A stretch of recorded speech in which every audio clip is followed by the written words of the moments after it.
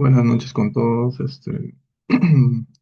buenas noches, doctores, compañeras rotantes, ¿no? de este mes, ¿no? El día de hoy, voy a presentar básicamente sobre complicaciones de la traqueostomía percutánea, ¿no? Como para un poco llegar al propósito del tema, voy a hablar como una introducción y en qué trata una traqueostomía, ¿no? Acá tenemos dos artículos, ¿no? Del cual es la bibliografía de base, ¿no? Entonces, primero que hay que diferenciar dos términos, ¿no? Traqueotomía y traqueostomía. Traqueotomía, como sabemos, es la apertura quirúrgica de la pared interior de la tráquea. A diferencia de la traqueostomía, que es la creación de una apertura similar, pero seguida de la fijación de la tráquea, ¿no? A la piel del cuello, en este caso. Esto se divide en una traqueostomía quirúrgica y percutánea.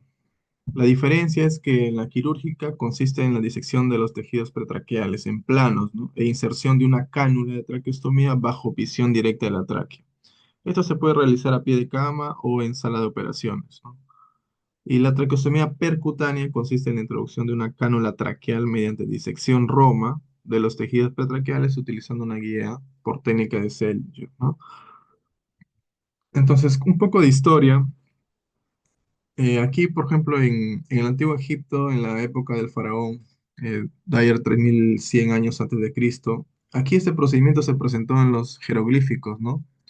Pero también hubo ciertos indicios en los papiros de Ebers, ¿no? Que tiene una descripción de la apertura de tráquea a través de una incisión en el cuello. Pero en la India, por ejemplo, en los libros sagrados de medicina, ¿no? Describen una cirugía para el manejo de la vía aérea en el cuello. Pero en Grecia, Homero la menciona al referir su uso en el alivio de una persona asfixiándose. También hay una historia que hablan de Alejandro Magno, ¿no? Que salvó la vida de uno de sus soldados que se ahogaba al haber tragado un hueso, al hacerle una incisión en el cuello con la punta de la espada. La imagen que tenemos aquí, es el Siagle, que es la técnica que se usa para la traqueostomía percutánea, que básicamente ha desarrollado un dilatador con un catéter guía, ¿no? Dentro de esta historia tenemos 1953, Seldinger adoptó el alambre guía a la traqueostomía.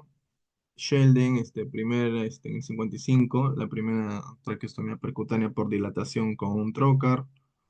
Ya en el año 85, Seagley, aquí ya agrega el dilatador más el alambre guía, ¿no?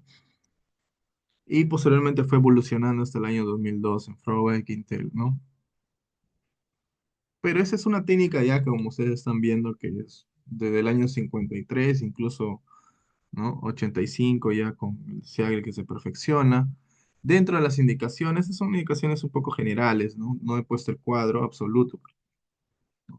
Entonces, intubación prolongada para facilitar el destete de los pacientes del ventilador mecánico. Nos ayuda también el aseo traqueobronquial, proteger las vías respiratorias en pacientes con riesgo de aspiración. Generalmente esto se evita como intervención de emergencia a menos que la realice un operador experimentado. Ahora, en caso de pacientes no difíciles de intubar, no tenemos la cricotirotomía, ¿no? Que es el procedimiento de elección.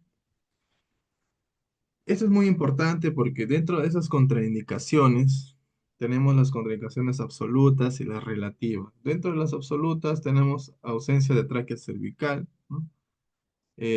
Arteria innominada alta o sus ramas sobre el sitio de traqueostomía. No es muy frecuente la arteria innominada, es por eso que actualmente se indica hacerle una ecografía a pie de cama, Doppler, para buscar la arteria innominada, porque si nosotros punzamos dentro de la arteria, sobre la arteria innominada, el paciente va a sangrar, ¿no? Y es muy difícil controlar el sangrado, ¿no? Lo otro es que son las contraindicaciones relativas, ¿no? Es muy importante, ¿no? Vía aérea en pequeños. Otro es que haya trastorno de coagulación, INR mayor de 2, plaquetas menos 50.000, esos son relativos. O que en el sitio del cuello de la zona anterior tengamos un hematoma grande, un tumor, ¿no?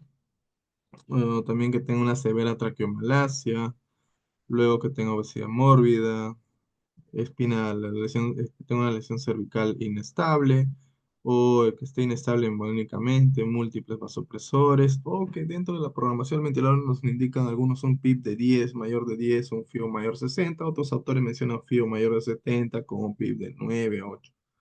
No es una emergencia de la vía. Ahora aquí, muchos mencionan en qué momento nosotros debemos realizar una traqueostomía, ¿no? Ya sea temprano, tardía, ¿no? Aquí tenemos un cuadro donde, de acuerdo a las publicaciones, son un poco de hasta el 2012, ¿no? 2013, donde menciona mucho el punto de corte, si ustedes ven en 7 días, ¿no? Mira, por ejemplo, antes del día 8 en el 2006, ¿no? Y definición tardía, mayor del día 29, ¿no? Pero son pacientes en trauma, ¿no? Ahora nosotros, dentro, por ejemplo, en el 2012, al tercer día de la ventilación mecánica por Schenck y a los 15 días si es una tracostomía tardía, generalmente en pacientes quirúrgicos, ¿no? Tipo de terapia, ¿no? En el 2013, dentro de los 4 días de la ventilación mecánica y de tracostomía tardía después de los 10 días, ¿no? Estos cuadros son muy comparativos, ¿no? En el tiempo entre una tracostomía temprana y tardía, con sus diferencias de mortalidad y el intervalo de confianza, que está cerca a uno, ¿no? Sobre todo en el quinto día del postoperatorio. Pero acá tenemos un cuadro donde nos habla de la lista de verificación sugerida para la colocación de traqueostomía percutánea a pie de cama, ¿no? Aquí tenemos el preprocedimental, ¿no? Tenemos el procedimental y el postprocedimental, ¿no? Postprocedimiento. Entonces, en la primera columna de la izquierda nos menciona mucho que debemos considerar de manera estricta las contraindicaciones, sobre todo infección o afección maligna de la pared anterior del cuello, inestabilidad hemodinámica, ajustes elevados del respirador, del ventilador, puntos de referencia no palpables, ¿no? Dentro de las relativas, ¿no? Ya las he mencionado, cirugía cervical previa, traqueostomías anteriores repetidas, extensión cervical limitada, ¿no? Las coagulopatías hemorrágicas, ¿no? Entonces, ¿qué nos menciona? Corregir la coagulopatía, realizar un buen examen físico y una ecografía de cabecera del cuello, ¿no? ¿No? Hay que asegurarnos que tengamos, que haya vasopresores y líquidos disponibles dentro al costado del paciente. Hay que asegurarnos de que haya un kit de emergencia para la vía respiratoria disponibles, preoxigenar con FIOS al 100%, configuraciones del ventilador con baja presión, o sea, volúmenes corrientes bajos, frecuencias respiratorias altas, y asegurarnos que tenga que esté en plan, una buena pseudoanalgesia, incluso si lo podemos paralizar. Ahora, dentro del procedimiento, colocación del campo del material estéril completo, con campo, bata, guantes, mascarillas, gorros, ¿no? Para todos los operadores, ¿no? Idealmente, actualmente, las últimas guías sugieren que debería ser con una broncofibroscopía directa, porque a través de eso tú estás viendo dónde estás insertando la aguja, ¿no? Dónde vas a dilatar, la posición, si estás en el espacio o dentro del anillo traqueal, que eso es muy importante, ¿no? Nos habla también de ejecución o supervisión por parte de un operador experto, ¿no? Manejo de las vías respiratorias por médicos capacitados, ¿no? Hay que evitar el sitio de punción de la traqueotomía bajo, ¿no? O sea, siempre es entre el segundo o entre el segundo y el tercer anillo traqueal. Evite que la guía se doble, también nos sugieren, ¿no? Eh, Uso de cánulas, bueno, hay diferentes tamaños, en diferentes proveedores, XL, L, con proximales instalados para cuellos y obesos, ¿no? Y el examen de la broncofibroscopía nos ayuda también para confirmar la ausencia de perforación, ¿no? De la pared traqueal. Postprocedimental, prevención de la aspiración, ¿no? Cabecera a 45 grados, evaluación de la devolución antes de iniciar la alimentación oral. Hay que evitar el inflado excesivo del manguito, ¿no? Del CAF, registro diario de las presiones con una presión objetiva menor a 25 milímetros de mercurio. Evitar el cambio temprano de la traqueotomía. Primer cambio idealmente es entre el día 7 a 14 días, ¿no? Uso de catéter guía, considera retrasar el primer cambio de traqueotomía a los 30 días y evaluación diaria siempre de la traqueotomía, ¿no? Y cambio de rutina cada 30 a 60 días, ¿no? Aquí hay una imagen donde se muestra un CD de traqueostomía, ¿no? Acá podemos visualizar en la parte superior izquierda, ¿no? Tenemos la aguja guía, la aguja, las jeringas, ¿no? Tenemos el dilatador, otros también le llaman el cuerno, ¿no? La traqueostomía propiamente dicha, ¿no? Por ejemplo aquí, ¿no? La aguja, la jeringa, la guía, el dilatador y la traqueostomía propiamente dicha, ¿no? Y la camiseta, ¿no? El hilo de sutura para fijar, pero generalmente viene con su collarín, ¿no? Ahora, es muy importante la posición, ¿no? Bueno, es un reparo anatómico, ¿no? Entre el segundo y tercer anillo traqueal. Primero párpados del cartílago tiroides, bueno, el hueso yoides, cartílago tiroides, la membrana cricotiroidea y el cartílago cricoides. Debajo del cartílago cricoides, primer, segundo, tercer anillo, o si no, de la parte inferior vas ascendiendo de la horquilla esternal hacia arriba. Siempre los reparos anatómicos es muy importante. Actualmente todas estas visiones, porque a veces los pacientes tienen mucho panículo adiposo, le puedes hacer una ecografía, ¿no? En longitudinal, luego en transverso, y partes desde el hueso yoides y vas descendiendo, ¿no? Y vas contando los espacios, los anillos traqueales. Acá, a través de una broncofibroscopía, vamos a ver el espacio de la tráquea, cómo va cómo se va a visualizar. Son imágenes nada más cortadas, cómo se va a visualizar el ingreso de la aguja, ¿no? Por ejemplo, acá el lumen traqueal, ¿no? Vemos ahí en la parte superior alguna punta que es de la aguja que está insertándose. Ese es un procedimiento a través de la broncofibroscopía, un procedimiento seguro que da seguridad al paciente, al procedimiento y para también evitar complicaciones, ¿no? ¿Cómo se introduce la aguja? ¿No? Está entrando ahí el catéter, ¿no? ¿No? La guía, perdón, la guía metálica, ¿no? Sobre la aguja, salió la aguja, entró la guía metálica, ya pasó la guía. Sobre la guía metálica pasas el dilatador. Estamos observando cómo ingresa el dilatador. El dilatador tiene un tope, como una guía, una orientación que hasta ahí nomás se dilata. Una vez que ingresa todo el dilatador, colocamos ya la traqueostomía y su camiseta posteriormente, ¿no? Y acá vamos a ver el insuflado del CAF, ¿no? En la parte inferior. Eso es idealmente, ¿no? A través de una broncofibroscopía, eso es lo ideal, lo que actualmente se debe hacer, ¿no? Ahora, básicamente sobre el tema es complicaciones. Tenemos tempranas, ¿no? Dentro de las complicaciones tempranas, el sangrado, de entre 0,6 al 5%, es la más común, ¿no? Tenemos aquí el sangrado tan temprano dentro de las 48 horas posteriores al procedimiento. Suele ser menor, ¿no? Y proviene de las venas superficiales. Y ahora, hay varias medidas que se tienen que adoptar previos al procedimiento. Como les he mencionado, el uso de la ecografía para detectar una anatomía vascular, como la arteria innominada. Hay que corregir las coagulopatías subyacentes, ¿no? Nos habla de anestésico como la educaína, epinefrina con anestesia local. Nos habla de que la incisión, el sitio de entrada y asegurar firmemente la placa del cuello alrededor del tubo, ¿no? Si hay un sangrado menor, presión local, taponamientos con gasas hemostáticas, ¿no? Adrenalina, ¿no?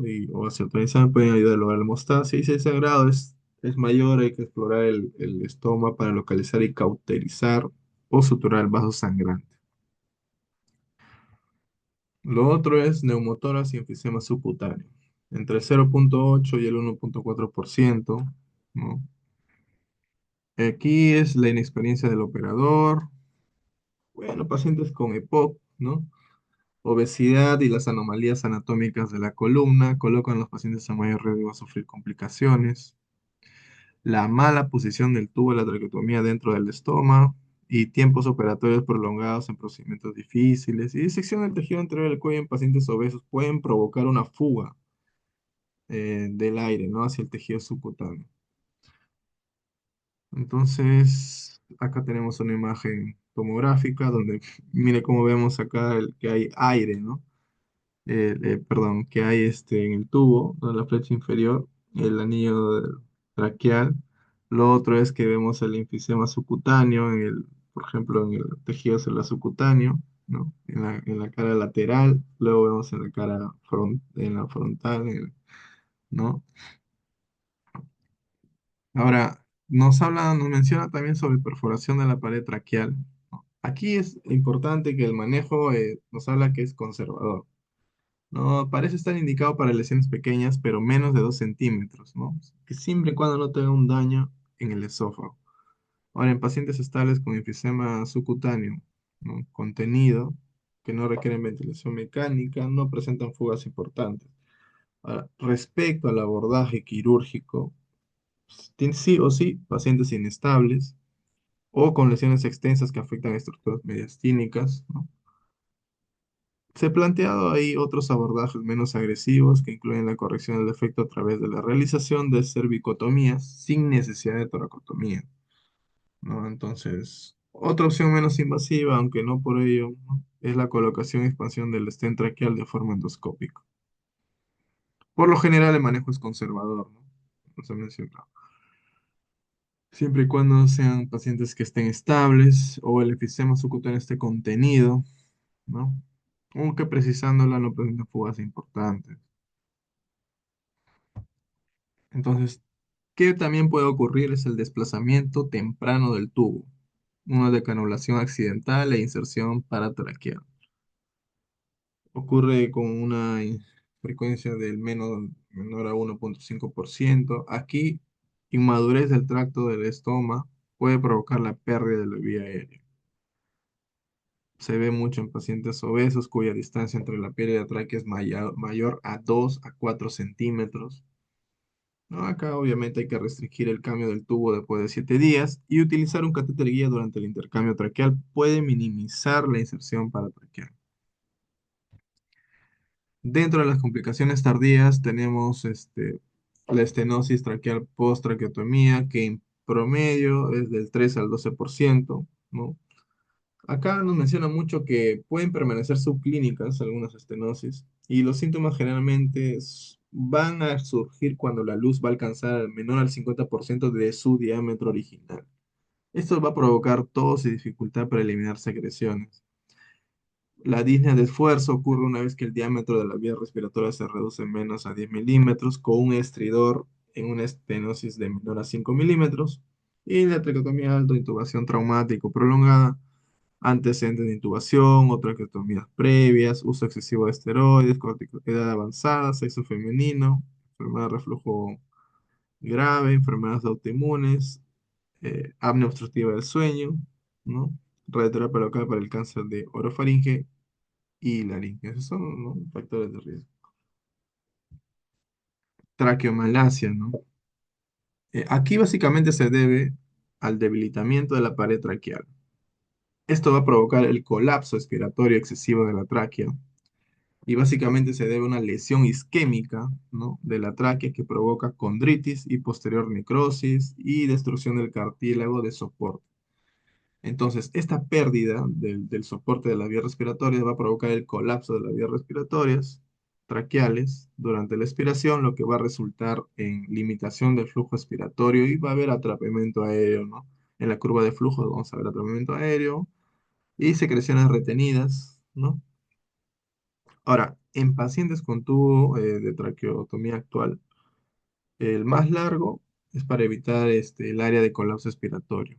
En pacientes decanulados, el tratamiento generalmente se difiere según la gravedad de los síntomas y el colapso de las vías respiratorias expiratorias. En casos leves, como se menciona, enfoque conservador, con ventilación con presión positiva no invasiva es una estrategia inicial, ¿no? En casos más graves, se puede considerar opciones quirúrgicas, como una traqueoplastía o la resección traqueal y la ranastomosis si el tratamiento conservador ha fracasado, ¿no? Tenemos aquí ahora la fístula de la arteria, ¿no? De tráquea innominada, ¿no? que en promedio es menos del 1% y sigue siendo la causa de muerte más común, ¿no? Y una verdadera emergencia médica, una mortalidad entre 80 al 100%. Pero aquí básicamente es que en la mayoría de los casos, bueno, dice que el sangrado es leve y autolimitado, ocurre por primera vez entre la semana 1 y 6 después de la traqueostomía, como un sangrado centinela, ¿no? Seguido de hemoptisis masivas, repentinas, varias horas después. Ahora, nos menciona mucho el inflado excesivo del manguito de la traqueotomía, ¿no? Puede provocar necrosis isquémica focal con daño en la mucosa traqueal y eventual erosión de la arteria inguinal. Ahora aquí, fístula traqueoesofágica. Es uno de de las complicaciones también que nos mencionan que no, básicamente, como el mismo nombre menciona, traqueoesofágica es una conexión entre la tráquea y el esófago. Es una complicación rara, con un promedio menos del 1%. Aquí va a haber un cierre espontáneo de la fístula. El cierre espontáneo de la fístula traqueoesofágica es raro y el tratamiento definitivo es el quirúrgico, ¿no? Pero el tratamiento inicial va a depender mucho del tamaño del defecto, el nivel de soporte ventilatorio necesario y la estabilidad clínica del paciente. Entonces, las fístulas traqueoesofágicas que son pequeñas y no se asocian con fugas de aire significativas o hemorragia o mediastinitis pueden tratarse inicialmente de manera conservadora. Bueno, y es la configuración del ventilador para minimizar presiones en las vías respiratorias, ¿no? Ahora nos mencionan sobre la colocación de un stent endotraqueal con silicona o metálico. También se puede utilizar como medida provisional, ¿no? Hasta que se logre la estabilidad clínica del paciente y asegurándose de reducir ligeramente el tamaño del stent para evitar una mayor tensión en la pared traqueal. Y en todo caso, si generalmente son pacientes inestables, sí o sí, reparación quirúrgica, ¿no? Esofágica. Acá tenemos los tipos, ¿no? Eso, bueno, lo hemos visto pregrado, ¿no? Tipo A, tres esofágicas sin fístula, ¿no? Con fístula distal. Tenemos la D que es con fístula próxima y distal. Y fístula sin atresa tipo E, ¿no? Ahora, en general, el tratamiento de las fístulas traqueoesofágicas está contraindicado por su tamaño. Según su factor, podemos considerar fístulas muy amplias, o sea, más de 5 centímetros, con extensa necrosis o infección de tejidos vecinos. Aquí nos mencionan que la reparación quirúrgica local es poco difícil. Se indican medidas paliativas, o sea, exclusión esofágica total con esofagostomía cervical, sutura del esófago inferior, gastrostomía o yeyunostomía de alimentación. Para mejorar el problema respiratorio se coloca un tubo traqueal con balón de baja presión lo más distal posible y el cierre del defecto traqueal utilizando un patch de pared posterior esofágica es un método aconsejado para cerrar las pérdidas de la sustancia de la pared anterior-traqueal, ¿no? Y la colocación de stents traqueales autoexpandibles podría resultar útil para el tratamiento posterior, ¿no? De áreas de malasia traqueal secundaria. Y posteriormente, en un segundo tiempo, se puede restituir el tránsito digestivo mediante una esofagocoloplastía.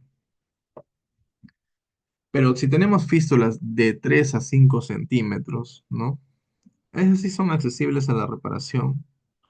Aquí el problema básicamente es el mejor momento de la cirugía, ¿no? Entonces, los pacientes que dependan de del ventilador mecánico necesitarán la aprobación previa mediante exclusión esofágica temporal, ¿no? Para evitar las complicaciones respiratorias hasta que se pueda realizar una cirugía definitiva, ¿no?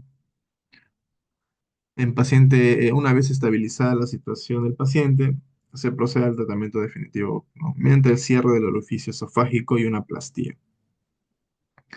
Ahora, en pacientes extubados, no dependientes del soporte respiratorio, la reparación quirúrgica inmediata tiene tasas de éxito cercanas al 90%. Hay un pequeño cuadro dentro de las complicaciones inmediatas, tempranas y tardías, ¿no? Hemos visto sangrado, pérdida de la vía aérea, hipoxia neumotoras, bueno, falsa vía, ¿no? Neumomediastino, lesión de la pared traqueal posterior, lesión esofágica, el enfisema subcutáneo, daño de la aguja de broncoscopio, bueno, el conozco broncofibro y elevación de la presión. ¿no? Dentro de las tempranas, fractura del anillo traqueal, ¿no? Fractura del anillo traqueal, obstrucción del tubo, colocación paratraqueal, vamos al costado, lesión de la pared posterior de la tráquea, neumotórax, neumediastino, enfisema subcutáneo, atelectasia, elevación de la presión intracranial y tardías, estenosis subglótica, decanulación no planificada, sangrado de la arteria tráqueo-nominal, tubo traqueal desplazado, ¿no? Fístula tráqueo-esofágica, infección del el estómago, ¿no? Cicatrización del cuello, dificultad para deglutir y cambio de tos permanente. No, estos son, bueno, del PubMed, ¿no? He sacado, y de los videos, y acá estoy colocando algunas bibliografías, ¿no? Entonces, eso sería todo por el día de hoy. Ya, muchas gracias con todos y hasta luego.